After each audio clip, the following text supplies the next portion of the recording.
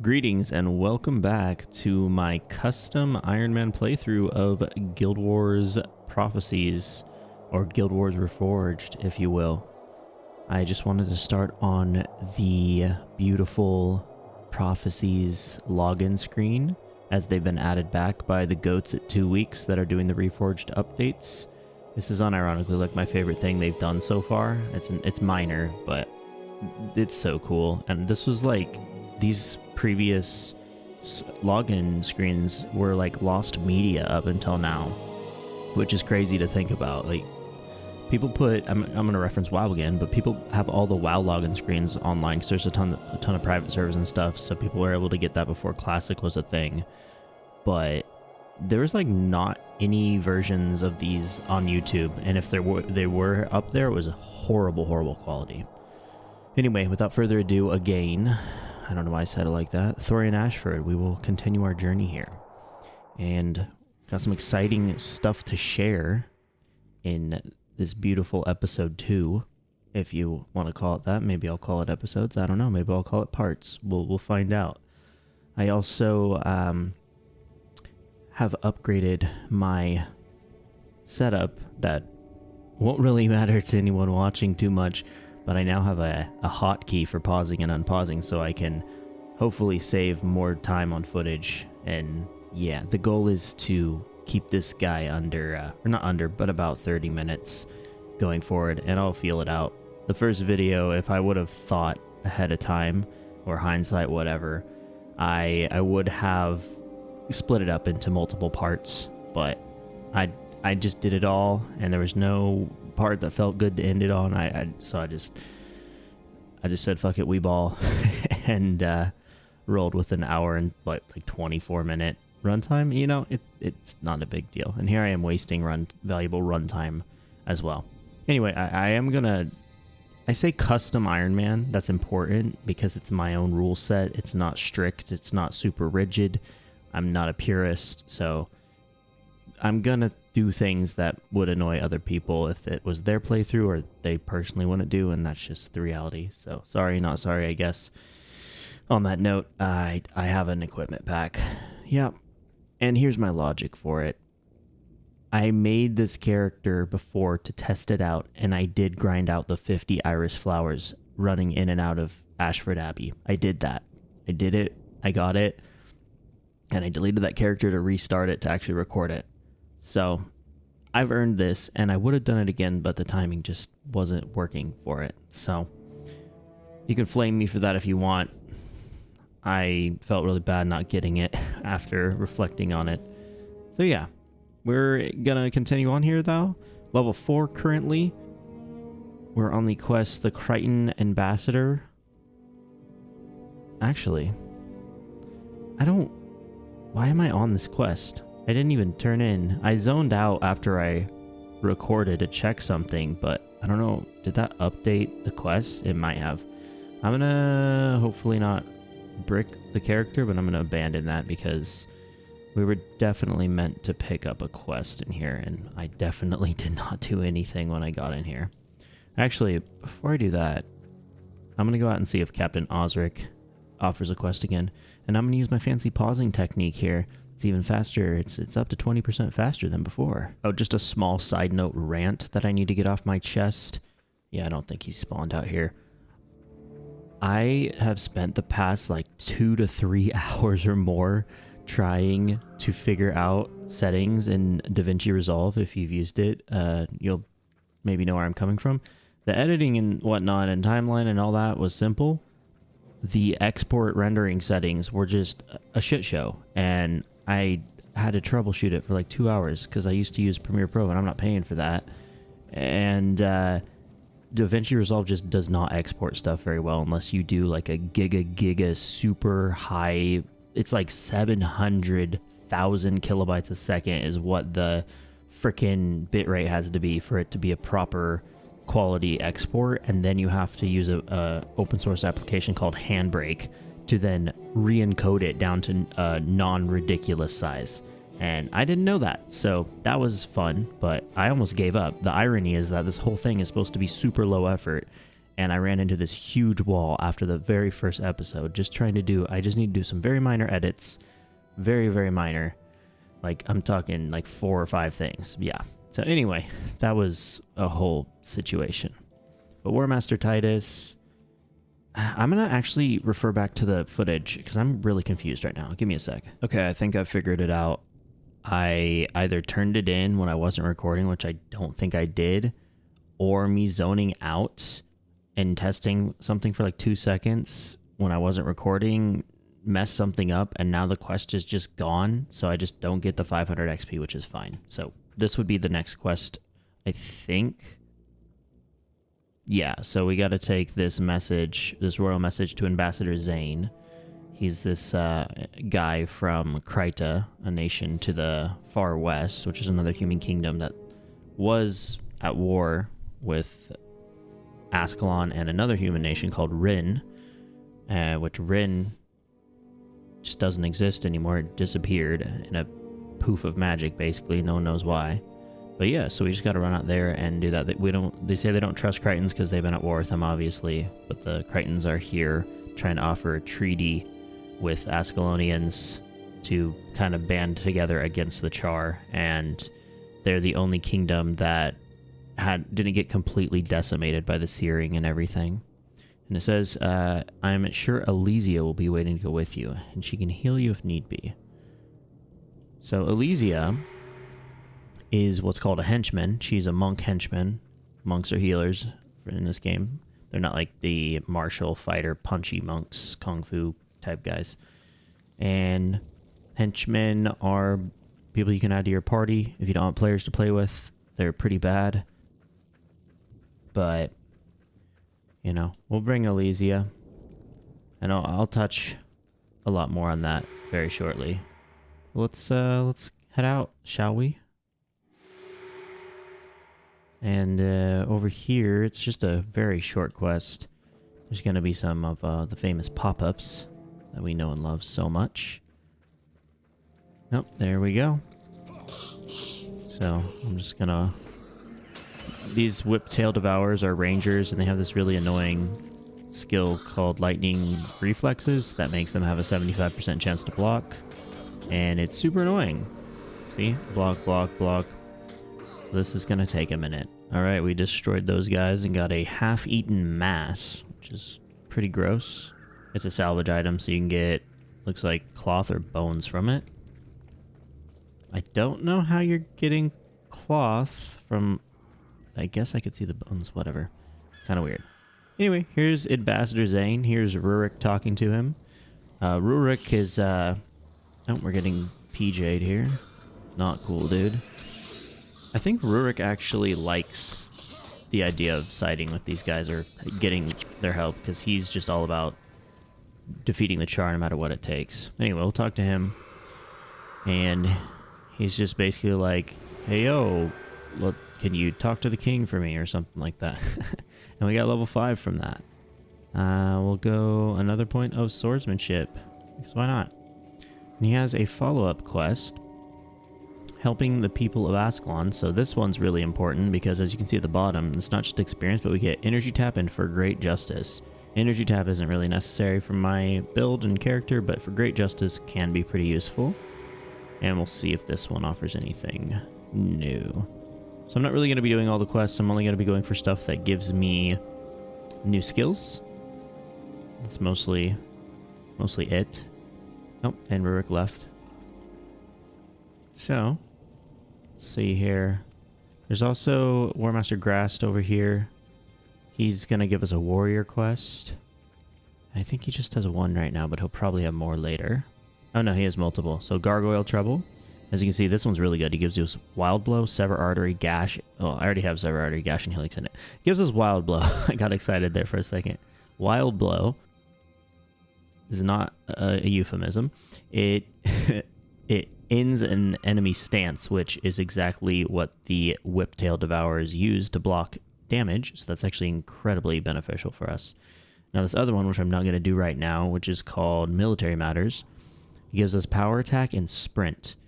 Sprint is another stance, and as I mentioned in the first episode, You can cancel Frenzy with a stance, and Sprint's a speed boost, so it's just a double whammy. It's pretty nice. And Power Attack is just a super awesome, basic, simple ability that just hits harder, and it's awesome. So, gotta love Power Attack. So now we're starting to fill out our bar with some better skills once we do these. But I'm just gonna go kill some gargoyles real quick. These gargoyles are pretty annoying because they have this imaged burden attack that makes me walk really slow. Thankfully, I got up to this guy pretty quick, so it wasn't a big deal. Oh, and I don't have the stance removal skill yet, unfortunately, but if I can get a bleed on him, yeah. Ooh, we hit with the gash too. That's good. Oh god, we have. I just paused, but I didn't realize we're getting attacked by 3 of these guys. They just snuck up on us. Not cool, guys. I can probably frenzy here. We're probably okay. Oh yeah. Give him the business. That's right. That's funny. Oh, wait. I thought I was killing the wrong type of gargoyles. I was like, oh, that didn't count. Now it counted. Yeah, so Shattered Gargoyles are the Mesmers. They cast these purple spells, which are really annoying. And Flash Gargoyles are Elementalists. They cast air magic spells, which is not really wind-based in this game. It's actually mostly lightning-based, which is kind of interesting. I don't know if that makes sense, but I don't mind it. Yeah, I'm gonna finish these guys off and pause, I guess. That was okay, 2 meanings on that pause. Yeah. Anyway, I've got to get the muscle memory for this pause hotkey combo that I have going, so I can use it more efficiently because I pressed the wrong button before. All right, Warmaster Grassed. He thinks we did better than expected. Cool, bro. I will take Wild Blow. And I don't need that hammer skill, so. All right, I'm going to head back to Ascalon City. Okay, so we have the quest helping the people of Ascalon, which that ambassador dude we talked to wanted us to come and talk to Ellie Rigby and ask her about stuff, I guess. He's like, I don't understand the hostility from the king. I just want to help you guys out. Could you talk to her and see if she I don't know. Oh, he wants to give supplies to the children. So he's just trying to be a good guy, right? And this guy has an important quest, but we're not going to move on to that yet. So now I basically just have to go back to talk to the ambassador again, which I will do because I'll get 4 Great Justice. And I actually don't need those skills right now. And I'll slot on Wild Blow for those stupid Whiptail Devourers. Alright, so these guys are going to pop up again because they always do. I don't think they are... Oh, yeah, there are different types of Devourers. This one's a Carrion Devourer, which is just like a warrior-based one. Fun fact is that all of the mobs in this game are a character's profession or class. So they have unique monster skills. Oh, wait, he just did lightning reflexes, so if I use that skill, it removed it, so now I can hit him again, which is super useful because these guys are all over the place. But all the monsters in the game they have a bar just like you do with skills on it, and they're one of the profession combinations, which is actually pretty cool. That some of the stronger ones have like monster specific abilities as well. But yeah, just a kind of a neat thing that not a lot of other games to my knowledge have. Anyway, we can turn in the quest to Ambassador Zane. And yeah, he's just like, I hope that we can become allies eventually. And he doesn't have anything useful for us. So we're going to probably head back to Ascalon City now. The next thing I think I'm going to do here is this Military Matters quest, so I can get Power Attack and Sprints. But first, I'm going to reveal the cool thing that I had planned for this episode or part of the series. So normally you'd use henchmen like I had Elysia. You normally take a full party with you. This area is really easy, so you could do it solo. You could do the whole game solo technically if you want to. It's just very difficult later on. But the henchmen kind of suck, and they're just kind of boring, and you can't do anything with them. This game has, you may have noticed, this is different over here, Add Hero, this little drop down. This game has what are called heroes. So there's henchmen and there's heroes. Henchmen are like the cooler version of heroes. If you remember the long and short, the heroes are the long sword, the true long sword. So heroes functionally are the same, but they let you customize their bar and their secondary class, and you can any skills you have unlocked on your account you can put on a hero and give them a full build that's way stronger and way more useful, and also way more fun to build around and have access to.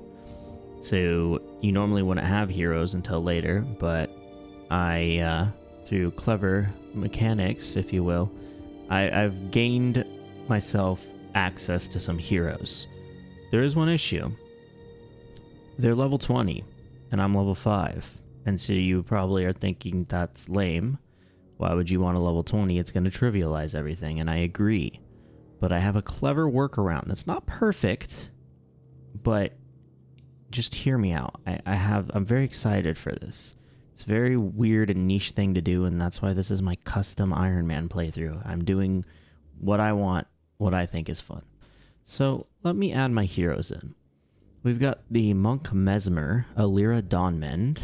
We've got our Necromancer Monk, Malrek Bone Warden, and our Elementalist Mesmer, Arendor Spellborn. They're going to say crap in the chat because they don't have full attribute points, and that's going to make sense in a second. So, if you open up your character window, you can see them while they're in your party. And of course, they're level 20. And the problem is their gear, because they're level 20, their gear scales with their level, so their gear's maxed out, and you can't remove it even if you try. Like, it's stuck on them. So I can't reduce their armor, but I can reduce their health. And that's the best way I can effectively down level these guys, so they're not just completely overpowered. So you can pop out their actual skill bar here. It's a mini skill bar, and you can actually click their abilities for them, which is useful in some situations, but usually you can just let them do their own thing. So if we look at Alira here, I put some healing abilities on her. She only has 145 health. And the way that I achieved that is I obviously borrowed money from one of my alts because I don't have money on this guy. And I bought what's called superior runes. They give you +3 to an attribute, but they reduce your health by 75%. And so I put a +3 Smiting Prayers rune on all of her armor pieces except one, because she's not going to use Smiting Prayers, so she's not getting the benefit of that. It's just reducing her health. And then I put I think a major one. Yeah, a major one as well, which is -35. And I made it so they're lower health than I am, or around my health. They're still tankier because they're armor, but I can't, unfortunately, I fixed that. I really want 2 weeks to add the ability to just change the hero's level manually to whatever you want, and their armor will change with it. That'd be perfect. But this is my workaround for now. And to add on to that, this is the really exciting part for me in tandem with this. I'm only allowing myself to use skills that a player of the class my heroes are would have access to at whatever part in the game that I'm currently at. So I have access to stuff like Dwayna's Kiss, which is actually a really strong healing ability in Prophecies and early on. I can't use that because you wouldn't actually be able to get that as a player till much later in this campaign. So we're stuck, we don't have a full bar right now. We're stuck with just a couple, these are not bad at all, of abilities, and same with the Necromancer. We're trying to make him a minion master to summon a bunch of minions. Literally all I can give him is one minion and a couple of off healing, because he's going to be an off healer as well. And same with the mage, the Elementalist. He just has a fire spam spell and an AoE. And that's all we've got right now. And so this is like, for me, this is super exciting because I not only get to progress my character, but I get to progress my hero's ability bars and use stuff I would never normally use. Normally you just slap really nice bars on them and they just are super strong. But this is a super niche use case and I'm so here for it. So the way it's going to work is basically if I'm in the area that skill trainers would offer the skills, they're going to be allowed to use it. I actually went ahead and unlocked all the major abilities or the skills I'm planning to need for. I've done like a lot of research on what I want every hero to have and be as I progress, like hours and hours. It's ridiculous, but I had a lot of fun doing it. And so most of what I need is already unlocked on my account, so they can use them whenever. but I won't allow myself to use them until I get to an outpost or area that would either sell the skills or offer a quest that would unlock the skill for you. And quests, the way quest skill rewards work is some quests will give you a skill no matter for any of the professions. Like every profession has a single skill unlock from the quest. So the 2 that you are, you'll get those 2 skills, but you obviously won't get the others. But there's also a lot of skill unlocks that are locked behind profession-specific quests, which I obviously can't even accept the quest.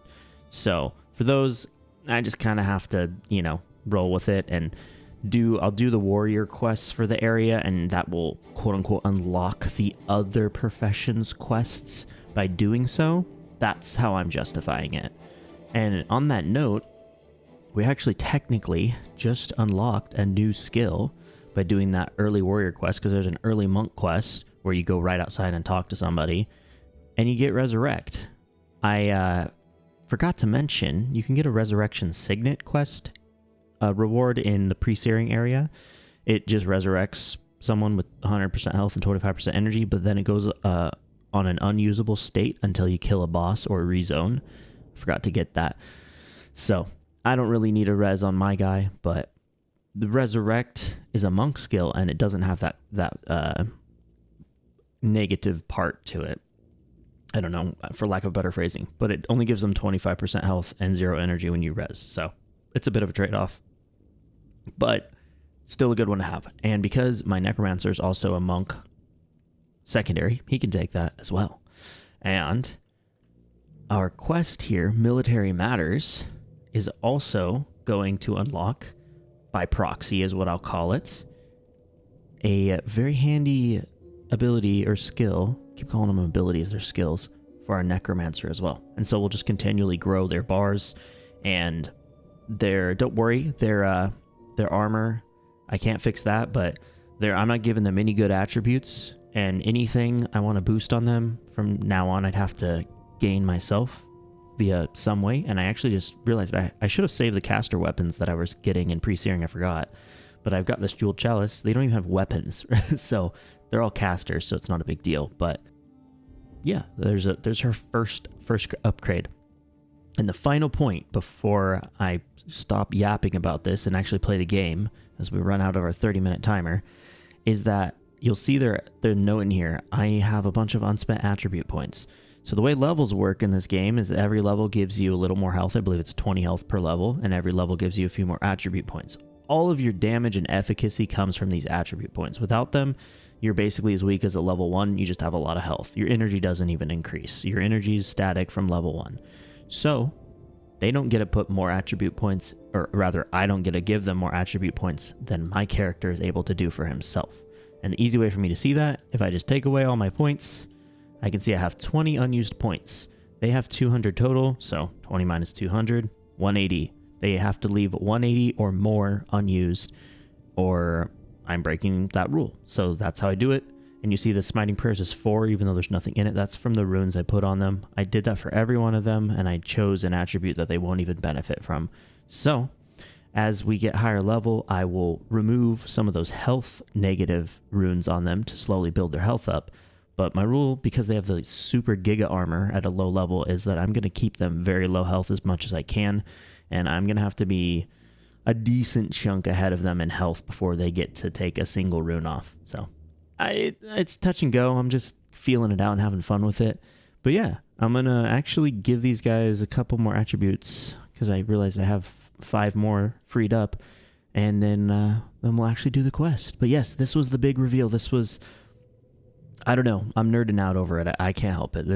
I live for stuff like this. This is like what's really driving this playthrough for me, along with like the Iron Man part of gathering my own stuff. And now I get to do it. I have drops that I get for casters are useful to me. And yeah, it's just, this is why these are so much more fun than Henchmen. And they're stronger too. I'm not trying to make this super challenging, so I don't care if they're a bit stronger. And I'm nerfing them as much as I reasonably can. So anyway, I will be right back after I fix their attributes up, and we'll head out. This is good stuff, man. All right, let's venture forth as our little party. Oh yeah, here's the squad. Got the Necro, the Monk, and the Elementalist. And we're going to add more as we go. So we're gonna do this Military Matters quest, which is, I think it's a little bit of an escort thing. And I'm almost out of time for this, but I needed to talk about that. That's just been so big for me. So that's like one of my most exciting, like the most exciting parts of this whole thing. I know I already said that, but yeah, just so cool.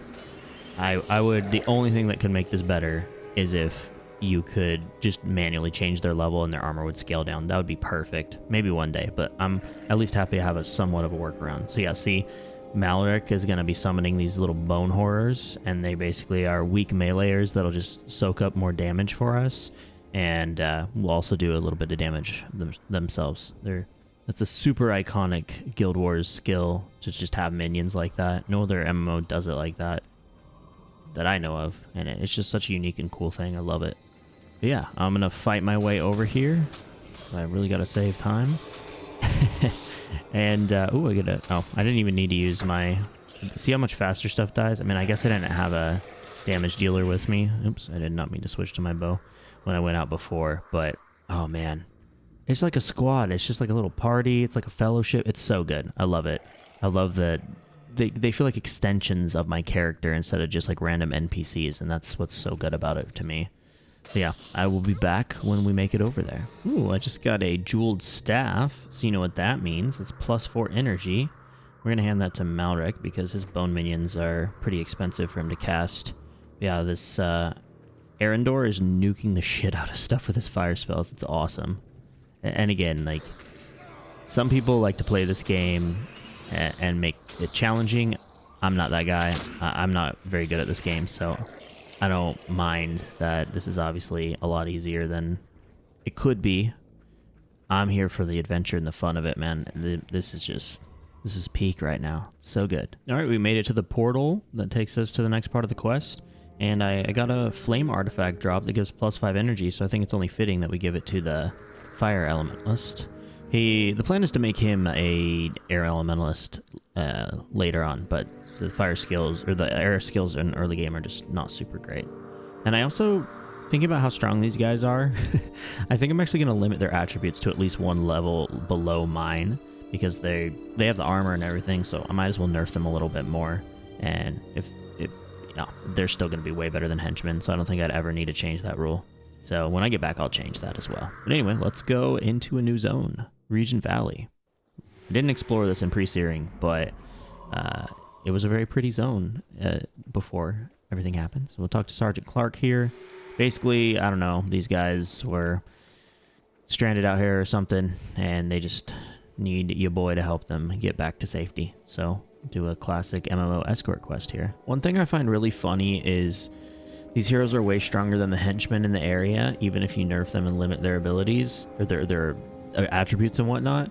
But I'm giving them skills that any normal player could access, but the devs chose not to give well, that's a lot of mobs. I think they spawned from this quest. Devs chose not to give the henchmen very good skills. Like, there's so many decent, not amazing, but decent skills you can get early on, and they just like don't give them to them. See this shielding hands ability that keeps popping up here? That's from the healer, and it reduces the damage I take and heals me at the end of it. The Elysia healer chick, she doesn't have it. It's crazy. Such a useful early game skill. And these hulking stone elementals are annoying because they don't have flesh, so I can't bleed them or use gash. But when we get power attack very shortly, that doesn't have any conditional requirements. It just costs 5 energy, which we don't have a lot of, but we can use it semi-frequently. And it'll be a nice filler, or not a filler, it's just a good ability. I really like it to kind of fill the gaps in where you're fighting mobs that can't be bled. Later on in the campaign, there's a lot of mobs that can't bleed, and that's when I usually would switch to axe, which is probably what I'll do. But I'm going to use sword for as long as I can, because I just like swords more. And after you hit that mid-game point, swords just fall off pretty hard. It's kind of, in my opinion, not really worth using sword over axe for pretty much the rest of the game. But that's okay. That's why we rock the sword now while we can. All right. We are arriving back at War Master Grast. And that should complete the quest. Yep. Turn it in. And power attack and sprint. two amazing, amazing abilities, like specifically in early game, but I like them in general.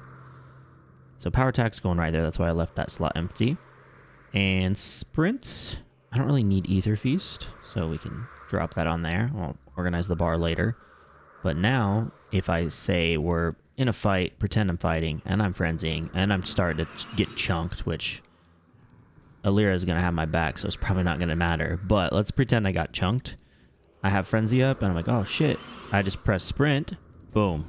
It takes over, and I get to run like Sonic the Hedgehog. But not like the weird cringe part. Anyway, we have a new quest available from Warmaster Grast. Penetrating Blow and Endure Pain. Endure Pain is a really good tanky skill that I probably won't need, but Penetrating Blow is good for another euphemism skill, low-key. Another good skill for Axe, which I won't use right away, but I'm going to grab that anyway because this kind of is one of the skill quests specific for Warrior that will, what was the term that I used? By proxy, unlock skills for the other heroes that I can't actually do the quests for. So if I go back to the city real quick, I'll show you what that other quest by proxy unlocked, and it's called Heal Area. You would never normally use this because it heals enemies if they're near you, but this is like an OG old school early game Necromancer minion master skill. It's the only kind of reasonable way that a Necro has to self-heal their minions, because in this game, when you animate a minion of any sort, it starts slowly losing health faster and faster until it eventually dies or gets killed by other enemies. So being able to heal them in between fights makes them last a lot longer and is like really, really important to the build. These skills aren't really meant for him to heal the minions. They're kind of off heals for the rest of our party. Not very important in this early stuff, but it will become more and more important as we get to stronger and stronger areas. So I think what I'm going to do as far as the level attributes with my heroes to make them more weak, because they're pretty strong as it is, instead of letting them be my level, I'm going to try to limit them to whatever the henchmen of that outpost would have access to. So if you look in this party window here, we can see the henchmen are only level 3. And I can use it the wiki, so I have it pull it up on my other monitor, but it shows the attribute point spread, which means instead of 15 or 20 points, they would... oh, I'm looking at the wrong part. Hold up. Instead of 20, they would only have 10 attribute points that they can use. So I'm going to edit that real quick. You guys are getting nerfed. All right, they've been sufficiently nerfed. They got a 3-2-1 kind of deal going on here. Healing prayers, protection prayers, divine favor. Divine favor makes it so that your monk healing abilities do like an extra bonus heal for every point. You get 3.2 additional healing that you spent in this attribute line, which is not the best in the world, but it's decent, especially for the way I'm playing. And I also realized I unlocked energy tap because I did the quest. I actually got it on my character because I have the Mesmer secondary. I forgot about this, but it gives you, even with 0 attribute points invested, it's a 30-second cooldown, so it's not amazing, but you cause the target to lose 4 energy, and you get 2 energy for every point they lost, so you get 8. It costs 5, so you net 3. So I just tossed it on the monk because she's a mesmer as well, and the elementalist. Maybe it'll be helpful, maybe not. But yeah, that is kind of the setup that we are rocking, and I am pretty damn excited about it. So I am over my time limit, so I'm going to call it here. I think this is just how I'm going to kind of do things going forward as best I can. I'll feel it out as I go, you know. I don't have like a guaranteed way that I'm going to do all this, but I'm just kind of whatever feels right as I record and put stuff up. I will just, you know, do my best with how it goes, and if I get any feedback from people, if people end up seeing this and enjoying it somehow, feedback is welcome. I mean, I'm not gonna change a bunch of stuff just because someone says to. Ultimately, this is just for fun for me.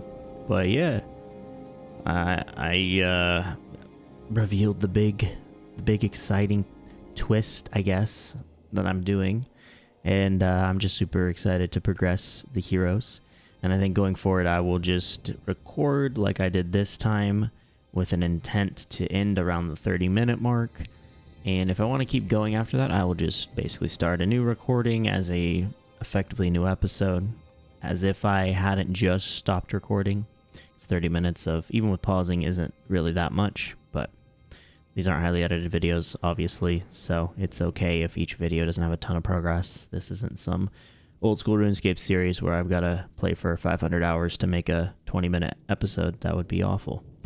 So, anyway, if you have any input or anything to share about the video, the series, whatever, comment section is always there.